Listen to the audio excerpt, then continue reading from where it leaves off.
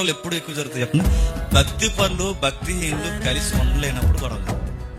ఎలా ఉదాహరణ చెప్తాను. నేనేమో పూర్తిగా ఆత్మీయంగా మాట్లాడుతున్నాను, నాకు ఎదురుగున్నవాడేమో కాస్త లోకము భక్తి ఉంటుంది. ఇప్పుడు ఈ నాకు నిర్ణయాలు ఏమో కాస్త లోక సంబంధంగా నిర్ణయాలు ఇస్తాడు, నేనేమో పూర్తిగా భక్తి పరంగా మాట్లాడతాను. వాడు ఆలోచన నా ఆలోచన పసుకుపోయేసరికి వీడు బయటికి వెళ్ళి ఏమంటాడంటే అన్ని సలహాలు ఇస్తాం కానీ ఏది తీసుకోవడం. నా నిర్ణయాలు ఏమో వాక్యానుసారంగా ఉంటాయి, వాడి నిర్ణయాలు ఏమో లోకం అనే స్కేల్ మీద బేస్ చేసుకుని అటు వాక్యానికి వచ్చి నెగ్లెక్ట్ చేసుకునే నిర్ణయాల్లో ఉంటాయి. ఇప్పుడు వాడికి నాకు ఆలోచన కుదరకపోయేసరికి ఇప్పుడు ఈ లోక సంబంధమైన ఆలోచనకి సపోర్ట్ చేస్తున్న వాళ్ళందరూ ఒక టీం అవుతారు, నేను ఆత్మీయంగా మాట్లాడుతాను నాకందరూ ఒక టీం అవుతారు. ఇప్పుడు ఈ రెండు టీంలు కలిసి ఏమవుతాయి చెప్తాను? సంఘంలో రెండు మొక్కలు అవుతాయి. ఎలాగొస్తాయి గొడవలు ఎలా వస్తాయంటే, సంఘంలో ఎక్కడైనా ఈ 4 మూలలో ఎవరికి ఆత్మీయత తగ్గిన ఆలోచనతో ఏకీభవించాలి. సంఘంలో డిస్కషన్ అలా జరుగుతుంది. చూడండి, ఒకరు ఆత్మీయంగా మాట్లాడుతుంటే వాళ్ళు వ్యతిరేకించే వాళ్ళు ఉంటారు చూసారు అప్పుడప్పుడు ఆలోచనలు.